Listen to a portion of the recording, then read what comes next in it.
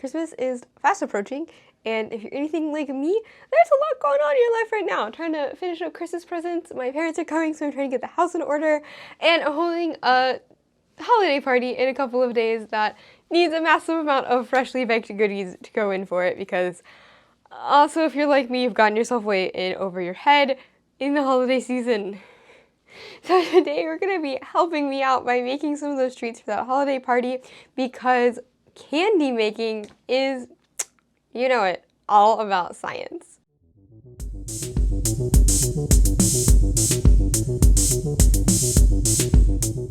Today we're making 3 different types of candy. So we're going to be making marshmallows, salted caramels, and peppermint sticks. So I've got most of my ingredients here. You'll notice there's not really that many ingredients, and we'll talk a little bit more about that in a second. But I've watched some Great British Bake Off this morning to prepare me for this. Let's get started. Get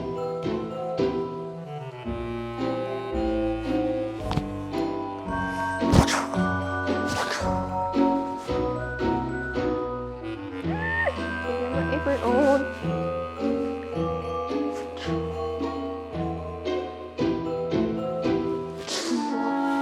Let's do this thing. Give me my instructions.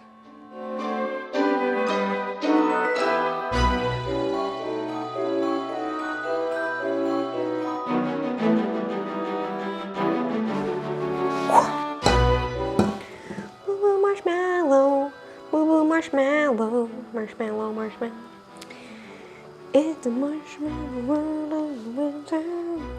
I still don't know the other words of the song, but it's a marshmallow world of the winter, and I've got the marshmallow here.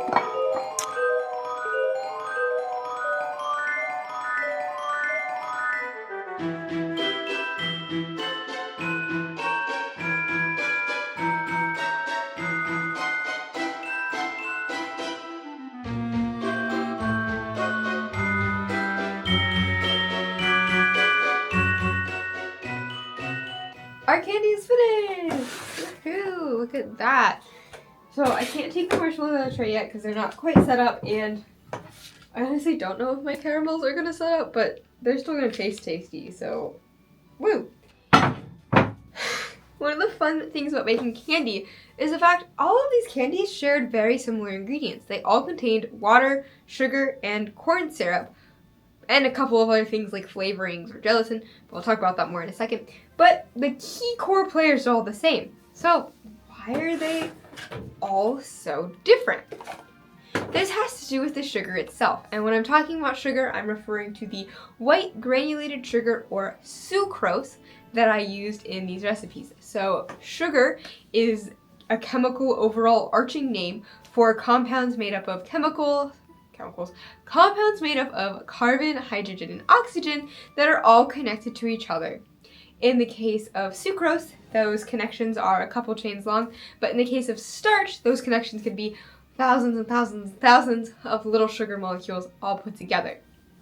So as we heat up that sugar and that water together, the water starts to boil off and the sugar temperature increases. As the sugar temperature increases, it goes through different stages based on its behavior when dropped into some cold water. So we have the thread stage at 235 to 235 degrees Fahrenheit, then the soft ball from 235 to 245 degrees Fahrenheit, then the firm ball from 245 degrees to 250 degrees Fahrenheit, hard ball 250 to 270 degrees Fahrenheit, soft crack 270 to 300 degrees Fahrenheit, hard crack 300 to 310 degrees Fahrenheit. Once you get above 320 degrees Fahrenheit, now you've got caramel. Each of our candies here was cooked to a different temperature, which resulted in a different texture. So our marshmallow, which if I was a little kid, or a little doll would, that's just a trampoline right there, or a little mattress. Our marshmallow, the sugar was heated up to the firm ball stage. In our hard candy, our hard peppermint candy, candy was heated up to the hard crack stage. Hard candy. And our caramel, ooh, 1 second.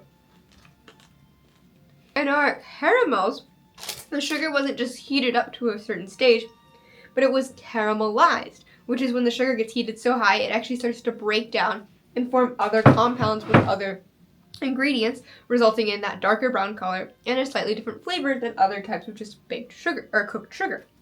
So sugar temperature will control what the texture of your final candy will be, but one of the also important things in candy making is not letting any sugar crystals form. So oftentimes you'll see recipes saying, don't stir this while it's cooking, or take a brush and brush down the sides of the pan to prevent sugar crystals from forming. And this is because we don't want crystals in our candy.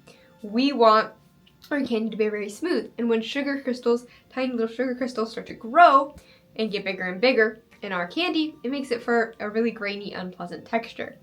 So last week we made crystal snowflakes by dumping a whole bunch of borax or salt into water and letting it cool and having the crystals kind of come out of that water as the water cooled down. And the same thing is happening here. As the water evaporates, crystals pull out of the sugar solution and try to form. But we don't want that to happen. We want all of the sugar to stay molten and continue heating up to form our candy. Fun fact though, some candies make use of sugar crystallization to create their texture. So fudge, in order to make fudge, you end up cooling it down and stirring it very fast, creating very tiny crystals that lend fudge its characteristic texture. So sometimes those are good, but in this case, we wanted no crystals. Can you imagine marshmallows with like chunky sugar crystals? That would be kind of like a Peep, but probably not nearly as good as a Peep. Marshmallow Peeps are good. Trying to prevent crystallization is also why we use corn syrup. Corn syrup is made out of mostly glucose, whereas our table sugar is sucrose. So these are two different types of sugar molecules. The two different types of sugar molecules have two different shapes. And as we also know from last week, crystals form when all of the little molecules interlock with each other in the same pattern over and over again.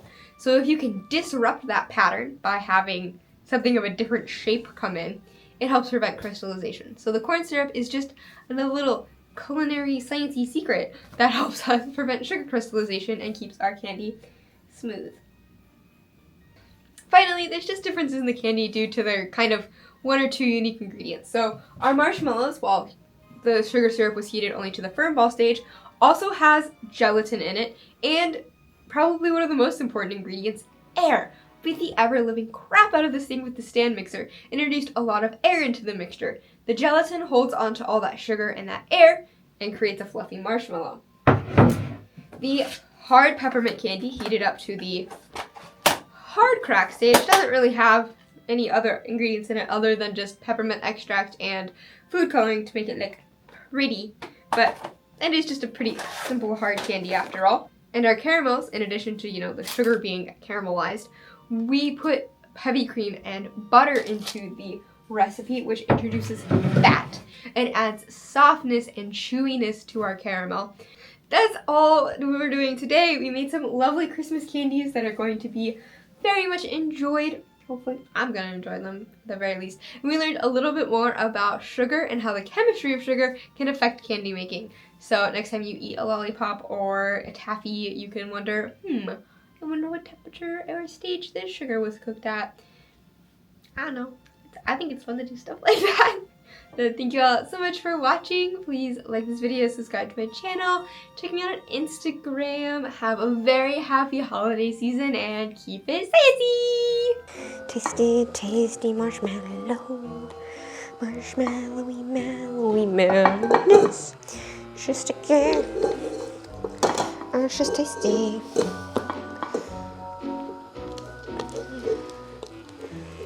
Loving the holiday season.